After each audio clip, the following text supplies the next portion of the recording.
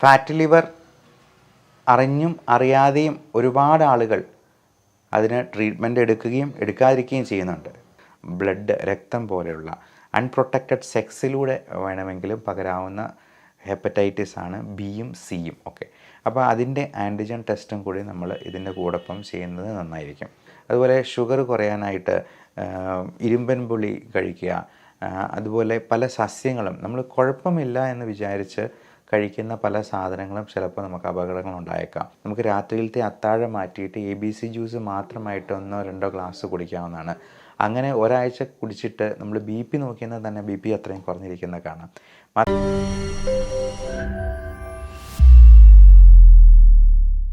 കരൾ രോഗം ഒരു നിശബ്ദ കൊലയാളിയാണ്. നമുക്കിവിടെ ഈയിടെയായി കുറേ സെലിബ്രിറ്റീസിൻ്റെ ജീവൻ കരൾ രോഗം മൂലം നഷ്ടപ്പെടുകയുണ്ടായി. അപ്പോൾ നമുക്ക് എല്ലാവർക്കും ഉണ്ടായിട്ടുള്ളൊരു സംശയമാണ്, ഇനി എനിക്കെങ്ങാനും കരൾ രോഗമുണ്ടോ? ഫാറ്റ് ലിവർ അറിഞ്ഞും അറിയാതെയും ഒരുപാട് ആളുകൾ അതിന് ട്രീറ്റ്മെൻറ്റ് എടുക്കുകയും എടുക്കാതിരിക്കുകയും ചെയ്യുന്നുണ്ട്. കുറഞ്ഞ പക്ഷം നമുക്ക് നമ്മുടെ ജീവിതശൈലി ക്രമീകരണത്തിലൂടെയെങ്കിലും ഈ ഫാറ്റി ലിവർ അത് സിറോസിസിലോട്ട് പോകാതെ പിടിച്ചു നിർത്താൻ പറ്റും. അതിനാദ്യമേ ഇതിൻ്റെ ലക്ഷണങ്ങൾ എന്തൊക്കെയാണ് എന്നുള്ളത് അറിയണം. ഈ ലക്ഷണങ്ങൾ അറിഞ്ഞെന്നാൽ നമ്മൾ ചെയ്യേണ്ട ടെസ്റ്റുകൾ എന്തൊക്കെയാണെന്നറിയണം. ഈ ടെസ്റ്റുകളിൽ നിന്ന് ഇങ്ങനെ എന്തെങ്കിലും ഉണ്ടെങ്കിൽ അതിന് ചെയ്യേണ്ട ജീവിതശൈലി ക്രമീകരണവും മരുന്നുകളും ട്രീറ്റ്മെൻറ്റും എന്തൊക്കെയാണെന്നറിയണം. നമസ്കാരം, ഞാൻ doctor Bibin Jose, pulmo medical centre, Pala, Kanjirappally and Sultan Bathery. കരൾ രോഗത്തിൽ നമുക്ക് ഉണ്ടാകുന്ന ലക്ഷണങ്ങളെ ആദ്യമേ പരിചയപ്പെടാം. ഏറ്റവും കോമൺ ആയിട്ട് കാണുന്നത് സെൻട്രൽ ഒബീസിറ്റി എന്ന് പറയുന്ന വയറിൻ്റെ ഭാഗത്ത് കൊഴുപ്പ് കൂടുതൽ അടങ്ങിയിട്ടുള്ളൊരു സംഗതിയാണ്. അതോടൊപ്പം തന്നെ കൈകാലുകൾ ശോഷിച്ചു പോവുക, മസിൽ വേസ്റ്റേജ് ഉണ്ടാകുക. ഈ വേസ്റ്റേജ് എന്ന് പറഞ്ഞാൽ നമുക്ക് ശോഷിച്ച് നിൽക്കുന്ന കൈകാലുകൾ, നല്ല വീർത്തുള്ള വയറ്, ചില പുരുഷന്മാർക്കൊക്കെ ആണെങ്കിൽ സ്തനങ്ങളുണ്ടാകുന്നത് പോലെ, അല്ലെങ്കിൽ മെയിൽ ബ്രസ്റ്റ് എന്ന് പറയുന്ന സംഗതി കുറച്ച് കൂടുതലായിട്ടുണ്ടാവുക. അതേപോലെ കഴുത്തിന് ചുറ്റും ചെറിയ കരിവാളിപ്പ് നിറം ഉണ്ടാവുക. അത് കൊച്ചു കുട്ടികൾക്ക് പോലും ഫാറ്റി ലിവർ ഉണ്ടെന്നുള്ളതാണ് നമ്മളെ ഞെട്ടിപ്പിക്കുന്ന ഒരു വസ്തുത. 4 വയസ്സുള്ള ഒരു കുട്ടിക്ക് ഗ്രേഡ് 3 ഫാറ്റി ലിവർ നമ്മൾ അൾട്രാസൗണ്ട് ചെയ്തപ്പോൾ ഞാൻ കണ്ടിട്ടുണ്ട്. അപ്പോൾ വണ്ണം വെച്ച് വരുന്ന പ്രവണത അത് ഈ ഫാസ്റ്റ് ഫുഡ് സംസ്കാരം കൊണ്ടും നമ്മൾ ഒത്തിരി മധുരം, കാർബോഹൈഡ്രേറ്റൊക്കെ കഴിക്കുന്നത് കൊണ്ടും ചെറിയ രീതിയിലാണെങ്കിൽ പോലും മദ്യം കഴിക്കുന്നതും ഒക്കെ വളരെയധികം നമ്മുടെ കരളിനെ ദോഷം ചെയ്യുന്നുണ്ട്. നമ്മൾ വിചാരിക്കും നമുക്ക് വലിയ വണ്ണമൊന്നുമില്ല, നമ്മൾ വലുതായിട്ടൊന്നും മദ്യം കഴിക്കുന്നില്ല എന്ന്. പക്ഷേ മദ്യം ഈ ഫാറ്റി ലിവർ ഉള്ളവർ ഒരല്പം കഴിച്ചെന്നാൽ പോലും നമ്മൾ 4-5 പാരസ്റ്റമോൾ ഗുളിക എടുത്ത് വിഴുങ്ങുന്നത് പോലെ വേണം അതിനെ കണക്കാക്കാൻ എന്നുള്ളതാണ് സത്യം. അതുകൊണ്ട് മദ്യം അത് റമ്മായാലും ബിയർ ആണെങ്കിലും വോഡ്ക ആണെങ്കിലും ഒക്കെ പാവം ലിവറിനറിയില്ല മദ്യം ഏത് ബ്രാൻഡാണെന്നുള്ളത്. എത്ര അളവിൽ ആൽക്കഹോൾ ഉള്ളിൽ ചെല്ലുന്നു എന്നുള്ളതനുസരിച്ച് അതിൻ്റെ ദോഷവശങ്ങൾ അല്പസ്വല്പമൊക്കെ മാറിയിരിക്കുമെങ്കിലും നമ്മുടെ കിക്ക് കിട്ടാൻ വേണ്ടി കഴിക്കുന്നതായതുകൊണ്ട് ഇതിൽ ഉള്ളിൽ ചെല്ലുന്ന ആൽക്കഹോളിൻ്റെ അളവ് ഏകദേശമൊക്കെ തുല്യമായിരിക്കും എന്നുള്ളതാണ്. അതുപോലെ ബിഞ്ച് ഡ്രിങ്കിങ്, നിൽപ്പനടി എന്ന് പറയുന്ന ഒരു സംഗതിയുണ്ട്. ഒറ്റ നിപ്പിൽ തന്നെ ചിലപ്പോൾ 2-3 ലാർജ് വിഴുങ്ങിയിട്ട് പോകുന്നവരുണ്ട്.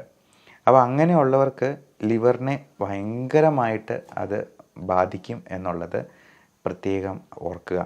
മദ്യം തൊടാതിരിക്കുകയാണ് ഏറ്റവും നല്ലത്. അതേപോലെ തന്നെ ഒത്തിരി മധുരം അടങ്ങിയിട്ടുള്ള പഴങ്ങളും ഈ പറഞ്ഞ പോലെ പ്രശ്നം ഉണ്ടാക്കാം. നമ്മൾ വിചാരിക്കും പഴങ്ങളെല്ലാം നല്ലതാണല്ലോ, ഒത്തിരി നല്ലതാണ് എന്ന് പറഞ്ഞ് ഒരുപാട് കഴിക്കാനായിട്ടുള്ള സാധ്യതയുണ്ട്.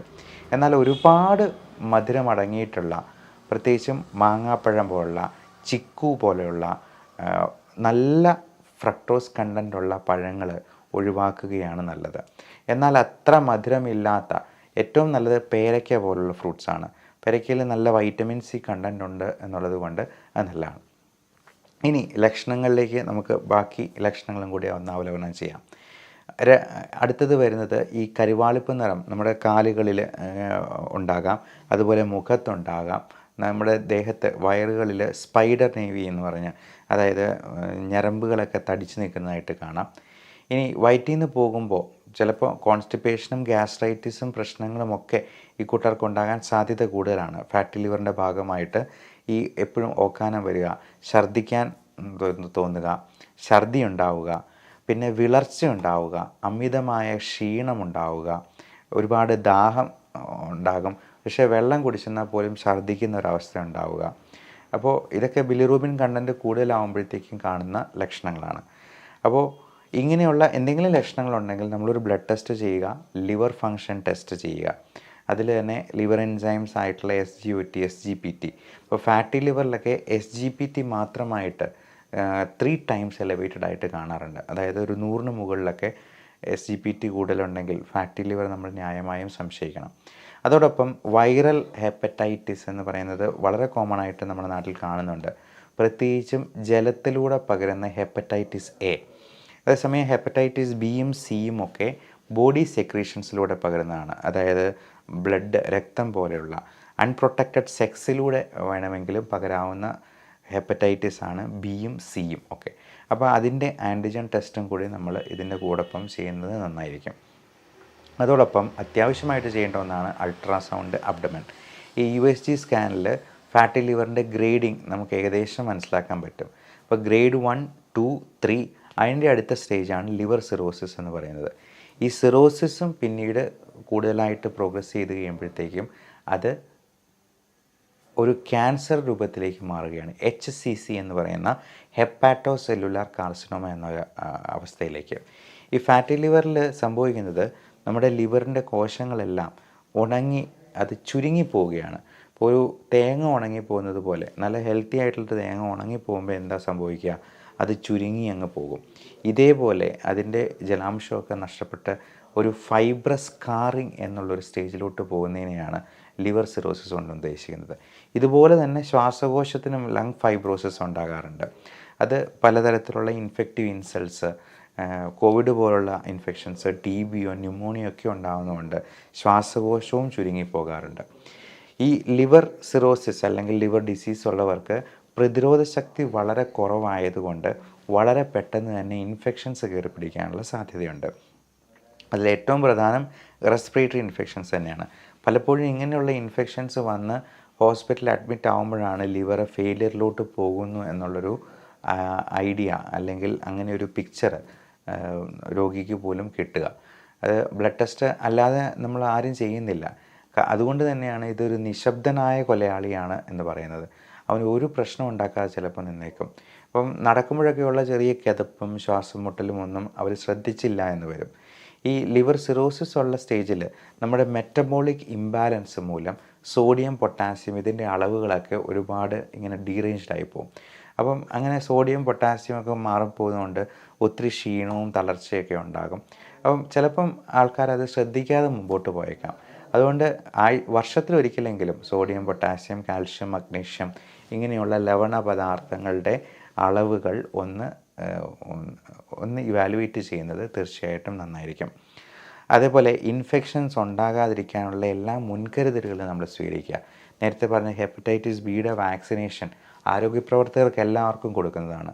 അതേപോലെ തന്നെ ഇൻഫ്ലുവൻസ വാക്സിനേഷൻ എടുക്കുന്നത് നമുക്ക് വിട്ടുവിട്ടിങ്ങനെ വൈറൽ പനികൾ ഉണ്ടാകാനായിട്ട് ഏറ്റവും പ്രധാനപ്പെട്ട കാരണമാണ് H1N1 ഉണ്ടാക്കുന്ന സ്വൈൻ ഫ്ലൂ അല്ലെങ്കിൽ H3N2 എന്ന് പറയുന്നത്. ഇതെല്ലാം ഇൻഫ്ലുവൻസ വൈറസിൻ്റെ പല വകഭേദങ്ങളാണ്. അപ്പോൾ ഈ ഇൻഫ്ലുവൻസ വാക്സിനേഷൻ എടുത്തുന്നാൽ തന്നെ നമുക്കൊരു 60-70% ഈ വൈറൽ പനികൾ നമുക്ക് ഒഴിവാക്കാനോ പ്രിവെൻറ്റ് ചെയ്യാൻ പറ്റുമെന്നുള്ളതാണ്. അതുകൊണ്ട് തന്നെ പ്രായമായവർക്കും കൊച്ചുകുട്ടികൾക്കുമൊക്കെ ഇപ്പോൾ നിർബന്ധമായിട്ടും അത് എടുക്കാനായിട്ടാണ് ഗവൺമെൻറ് തന്നെ നിർദ്ദേശിച്ചിട്ടുള്ളത്. അതേപോലെ തന്നെ ഗർഭിണികൾക്കും അവരുടെ സെക്കൻഡ് ട്രൈമസ്റ്ററിന് മുമ്പായിട്ട് നമ്മൾ ഈ ഇൻഫ്ലുവൻസ വാക്സിനേഷൻ കൊടുക്കാനായിട്ട് പ്രത്യേകം നിർദ്ദേശിക്കാറുണ്ട്. കാര്യം ഇത്തരത്തിലുള്ള ആൾക്കാർക്കാണ് H1N1 പോലുള്ള സ്വൈൻ ഫ്ലൂവും ഇൻഫ്ലുവൻസ ഇൻഫെക്ഷൻസും ഒക്കെ കൂടുതൽ മാരകമായി തീരുന്നത്. അതുപോലെ തന്നെ നമ്മൾ ഇൻഫെക്ഷൻസ് വന്നെന്നാലും അതുപോലെ എന്തെങ്കിലും വേദനകളുണ്ടെങ്കിലുമൊക്കെ വേദന സംഹാരികളും ആൻറ്റിബയോട്ടിക്കുമൊക്കെ കഴിക്കുന്നത് ഡോക്ടറുടെ നിർദ്ദേശപ്രകാരം മാത്രമായിരിക്കാനായിട്ട് പ്രത്യേകം ഓർക്കുക. നമ്മൾ പലപ്പോഴും കഷായം ശരീരം നന്നാവാനായിട്ട് ആയുർവേദ ലേബലിൽ വരുന്ന പല മരുന്നുകളും കഴിക്കാറുണ്ട്. ഒരു ഡോക്ടറുടെ നിർദ്ദേശപ്രകാരമല്ലാതെ കഴിവതും മരുന്നുകൾ ഉപയോഗിക്കാതിരിക്കുക. അതുപോലെ ഷുഗർ കുറയാനായിട്ട് ഇരുമ്പൻ പുളി കഴിക്കുക. അതുപോലെ പല സസ്യങ്ങളും നമ്മൾ കുഴപ്പമില്ല എന്ന് വിചാരിച്ച് കഴിക്കുന്ന പല സാധനങ്ങളും ചിലപ്പോൾ നമുക്ക് അപകടങ്ങൾ ഉണ്ടായേക്കാം. എന്ത് സംഭവമാണെങ്കിലും എഫക്റ്റുള്ള എന്തിനും സൈഡ് എഫക്റ്റും ഉണ്ട് എന്നുള്ള പരമാർത്ഥം നമ്മൾ മനസ്സിലാക്കിയിരിക്കണം. പച്ചവെള്ളമാണെങ്കിലും അതിനൊരു ഡോസേജ് ഉണ്ട്. ഇപ്പോൾ ലിവറിന് പ്രശ്നമുള്ള ആൾക്കാർ ഒരു 3-4 ലിറ്ററോ ഒരു വാശിക്ക് ഒരുമിച്ച് അങ്ങ് കുടിച്ചെന്നാൽ അത് അവരുടെ ശ്വാസകോശത്തിൽ വെള്ളം കെട്ടി നിൽക്കാനും അത് പെട്ടെന്നൊരു പൾമണറി അറസ്റ്റിലോട്ട് പോകാനും പോലും സാധ്യതയുണ്ടെന്നുള്ളതാണ്.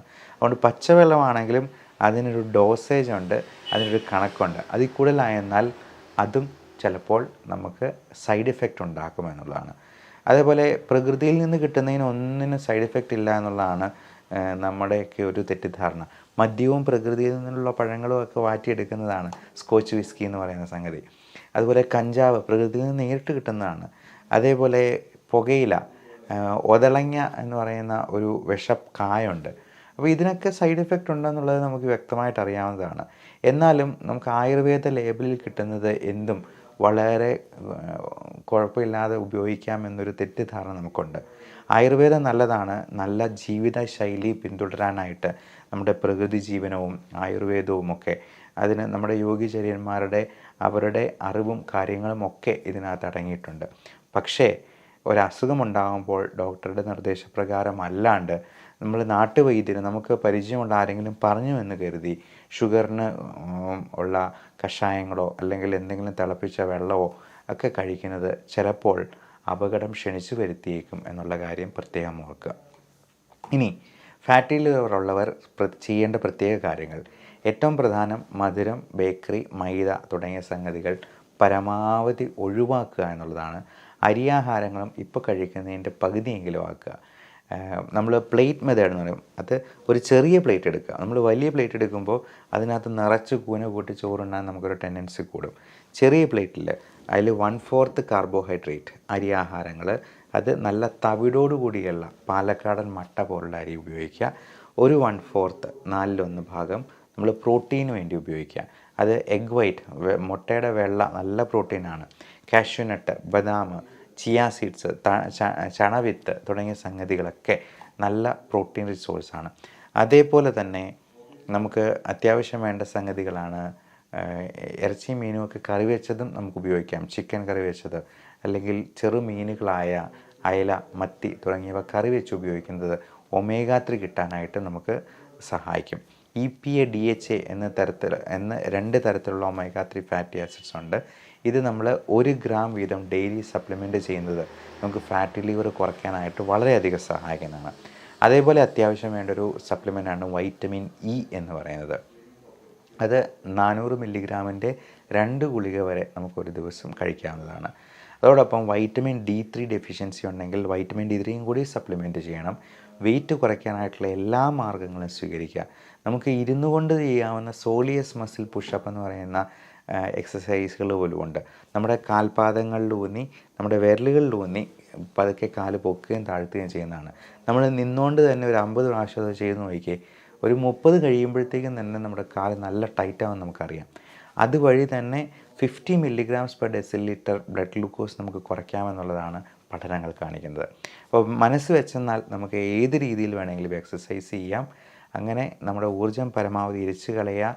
നല്ല രീതിയിൽ ബോഡി മാസ് ഇൻഡെക്സ് നമ്മൾ നോർമലായിട്ട് കീപ്പ് ചെയ്യാനായിട്ട് ശ്രദ്ധിക്കുക. അതോടൊപ്പം ധാരാളം പച്ചക്കറികളും അധികം മധുരമില്ലാത്ത പഴങ്ങളും നമ്മൾ ഉപയോഗിക്കാനായിട്ട് ശ്രദ്ധിക്കുക. മധുരമില്ലാത്തതെന്ന് പ്രത്യേകം എടുത്ത് പറയുന്നത് ഫ്രക്ടോസ് കൂടുതലുണ്ടെന്നുണ്ടെങ്കിൽ അത് ഒരുപാട് കഴിക്കുന്നത്, പ്രത്യേകിച്ചും നമ്മൾ ജ്യൂസ് അടിച്ചൊക്കെ കുടിക്കുമ്പോൾ അതിൻ്റെ ഫൈബർ കണ്ടൻറ്റ് അരഞ്ഞു പോകുന്നതുകൊണ്ട് നമുക്ക് അതിൽ നിന്നുള്ള നല്ല ഗുണങ്ങൾ കിട്ടാതെ പോകുമെന്നുള്ളത് ഓർക്കുക. പഞ്ചസാര ഇട്ടുള്ള ജ്യൂസ് കുടി എന്ന് പറയുന്നത് ഗുണത്തെക്കാളേറെ ദോഷം ക്ഷണിച്ചു വരുത്തുന്ന ഒന്നാണ് എന്നുള്ളതും പ്രത്യേകം ഓർക്കുക. ഡയബറ്റീസ്, ഹൈപ്പർ ടെൻഷൻ, കൊളസ്ട്രോൾ പോലുള്ള മെറ്റബോളിക് അസുഖങ്ങൾ ഇതിൻ്റെ കൂടെ ഉള്ളവർ അത് കൃത്യമായിട്ട് കൺട്രോളിലാണ് എന്ന് ഉറപ്പ് വരുത്തുക. ഇപ്പോൾ ലിവറിന് ഒരു പ്രശ്നവും ഉണ്ടാക്കാത്ത രീതിയിലുള്ള ഡയബറ്റീസ് മെഡിക്കേഷൻസ് ഉണ്ട്. മെറ്റ്ഫോമിൻ നമുക്ക് വെയിറ്റ് കുറയാനും കൂടി സഹായിക്കുന്നതാണ്. ഫാറ്റി ലിവറും കുറയ്ക്കും. പയോഗ്ലിറ്റസോൺ പോലുള്ള മരുന്നുകളും ഫാറ്റി ലിവർ കുറയ്ക്കാൻ നല്ലതാണ്. സറോഗ്ലിറ്റസോർ പോലുള്ള മരുന്നുകൾ ഡയബറ്റീസിന് കൊടുക്കുന്നതാണെങ്കിലും പലപ്പോഴും ലിവറിന് വേണ്ടിയും ഇത് കൊടുക്കാറുണ്ട്. അതുപോലെ ഗ്ലൂട്ടാത്തയോൺ എന്ന് പറയുന്നത് നമുക്ക് മുഖം വെളുക്കാനും കൂടി സഹായിക്കുന്ന ഒന്നാണ്. ഗ്ലൂട്ടാത്തയോണിൻ്റെയൊക്കെ പൗഡറായിട്ട് സാഷേ ഫോമിൽ നമുക്കത് കിട്ടും. ഈ സാഷേ നമുക്ക് വെള്ളത്തിൽ അരിയിച്ച്, അത് പല ഫ്ലേവറുകളുണ്ട്, സ്ട്രോബെറി ഫ്ലേവറിലൊക്കെ ഉള്ള. ഞാൻ കൊളാജനും ഗ്ലൂട്ടാത്തയോൺ സാഷേ എല്ലാ ദിവസവും ഒരു ഗ്ലാസ് കുടിക്കാനായിട്ട് ശ്രദ്ധിക്കാറുണ്ട്. അത് നമുക്ക് മുഖത്തിനും നല്ല കാന്തിയും നിറവും തരുമെന്ന് മാത്രമല്ല, വെയിറ്റ് കുറയ്ക്കാനായിട്ട്, ഫാറ്റി ലിവർ കുറയ്ക്കാനായിട്ട് ഹെൽപ്ഫുള്ളാണ് എന്നുള്ളതാണ് അതിൽ ഏറ്റവും ശ്രദ്ധിക്കാനുള്ളത്. അതുപോലെ vitamin C, B complex, zinc, copper, magnesium, selenium തുടങ്ങിയ മിനറൽസും നമ്മൾ ഇതിനോടൊപ്പം തന്നെ സപ്ലിമെൻറ്റ് ചെയ്യണം. ലൈക്കോപ്പീൻ അടങ്ങിയിട്ടുള്ള ബ്രൈറ്റ് റെഡ് കളേർഡ് ഫ്രൂട്ട്സ്, അത് ടൊമാറ്റോ, ആപ്പിൾ, പോംഗ്രനേറ്റ് തുടങ്ങിയ നല്ല കളറുള്ള ക്യാരറ്റ്, ഇതും ABC ജ്യൂസ് എന്ന് പറയുന്ന ഒന്നുണ്ട്. ആപ്പിൾ, ബീട്രൂട്ട്, ക്യാരറ്റ് നമുക്ക് രാത്രിയിലത്തെ അത്താഴം മാറ്റിയിട്ട് ABC ജ്യൂസ് മാത്രമായിട്ട് 1-2 ഗ്ലാസ് കുടിക്കാവുന്നതാണ്. അങ്ങനെ ഒരാഴ്ച കുടിച്ചിട്ട് നമ്മൾ BP നോക്കിയാൽ തന്നെ BP അത്രയും കുറഞ്ഞിരിക്കുന്നത് കാണാം. മാത്രമല്ല ഫാറ്റി ലിവറൊക്കെ കുറയ്ക്കാൻ ഏറ്റവും അത്യുത്തമമായിട്ടുള്ള ഒന്നാണ് ABC ജ്യൂസ്. ഞാൻ അതും ഡെയിലി 1 ഗ്ലാസ് എങ്കിലും കുടിക്കാനായിട്ട് ശ്രദ്ധിക്കാറുണ്ട്. അതുപോലെ ആൻറ്റി ഇൻഫ്ലമേറ്ററി പ്രോപ്പർട്ടീസ് ഒരുപാടുള്ള ഒരു സംഗതിയാണ് കുർക്കുമിൻ, മഞ്ഞൾ. അത് കുർക്കുമിൻ കോഫി ആയിട്ട് ഇപ്പോൾ കിട്ടും, കുർഫി എന്ന ചുരുക്കപ്പേരിൽ. അതും ഡെയിലി 2 കപ്പ്. നമ്മൾ സാധാരണ കാപ്പി കുടിക്കുന്നതിനേക്കാൾ നല്ലതാണ് കുർഫി ആയിട്ട് കുടിക്കുന്നത്. അത് തേങ്ങാപ്പാലിൻ്റെ എസൻസോട് കൂടിയാണ്. നമ്മൾ പാല് ഒരു നല്ല ആഹാരമല്ല, പക്ഷേ പകരം നമുക്ക് തേങ്ങാപ്പാൽ കറികളിലാണെങ്കിലും കാപ്പിയിലാണെങ്കിലും വേണമെങ്കിൽ നമുക്ക് ഉപയോഗിക്കാവുന്നതാണ്. ഈ കോക്കനട്ട് എന്ന് പറയുന്നത് നമുക്ക് അതിലധികം കാർബോഹൈഡ്രേറ്റ്സ് ഇല്ല. അതിൽ നിന്നുള്ള കാലറി എന്ന് പറയുന്നത് ഗ്ലൂക്കോസായിട്ട് ഡയറക്റ്റ് കയറില്ല എന്നുള്ളതുകൊണ്ട് കോക്കനട്ടും നല്ലൊരു സംഗതിയാണ്. ഇനി വെർജിൻ കോക്കനട്ട് ഓയിൽ നമുക്ക് നല്ല ആൻറ്റി ഓക്സിഡൻസ് തരുന്നൊരു സപ്ലിമെൻ്റാണ്. അതുപോലെ നമ്മുടെ മുൻപിൽ വെച്ച് തന്നെ ഉണ്ടാക്കുന്ന വെളിച്ചെണ്ണ ഉപയോഗിക്കുന്നതാണ് ഏറ്റവും നല്ലത്. നമ്മൾ വിപണിയിൽ നിന്ന് വാങ്ങുന്ന സൺഫ്ലവർ ഓയിലൊന്നും അതിനകത്ത് സൺഫ്ലവറുമായിട്ട് യാതൊരു പുലബന്ധം പോലും ഇല്ല എന്നുള്ളതായിരിക്കും ചിലപ്പോൾ സത്യം. അപ്പോൾ ഇതിൻ്റെ കാര്യങ്ങൾ, ഇത് ഉണ്ടാക്കുന്ന കാര്യങ്ങൾ കൂടി നമുക്ക് ശ്രദ്ധിക്കാൻ പറ്റിയെന്നാൽ ആ എണ്ണയാണ് നമുക്ക് ഏറ്റവും നല്ലത്. അതുപോലെ ഒലിവ് ഓയിലാണെങ്കിലും ഹെൽത്തി ആയിട്ടുള്ളൊരു ഓയിലാണ്. ഇതിൻ്റെയൊക്കെ പ്യൂരിറ്റി നമ്മൾ ഉറപ്പ് വരുത്തേണ്ടതുണ്ട്. അപ്പോൾ എല്ലാവരും അവരവരുടെ ലിവറിൻ്റെ ആരോഗ്യത്തെപ്പറ്റി കൂടി ബോധവാന്മാരാകുക. ഈ fatty liver, diabetes, hyper tension, cholesterol അതിൻ്റെ കൂടെ വരുന്ന ഒരു പാക്കേജ് പോലെയാണ് ഹാർട്ട് അറ്റാക്ക്, സ്ട്രോക്ക്, മറ്റ് കാർഡിയോ പൾമണറി അറസ്റ്റ് ഒക്കെ വരുന്നത്. അപ്പോൾ എന്തെങ്കിലും ഒരു ഇൻഫെക്ഷൻസ് വരുമ്പോൾ മാത്രമായിരിക്കും നമ്മൾ ഞെട്ടലോടെ തിരിച്ചറിയുക നമ്മുടെ ആന്തരിക അവയവങ്ങൾ പലതും വർക്കിംഗ് കണ്ടീഷനിലായിരുന്നില്ല എന്നുള്ളത്. അങ്ങനെ ഒരു സ്ഥിതി വരാതിരിക്കട്ടെ. എല്ലാവർക്കും നല്ല ആയുസ്സും ആരോഗ്യവും ഉണ്ടാകട്ടെ എന്ന് പ്രാർത്ഥിച്ചുകൊണ്ട് love and regards, doctor Bipin Jose, pulmo medical centre, Pala, Kanjirappally and Sultan Bathery.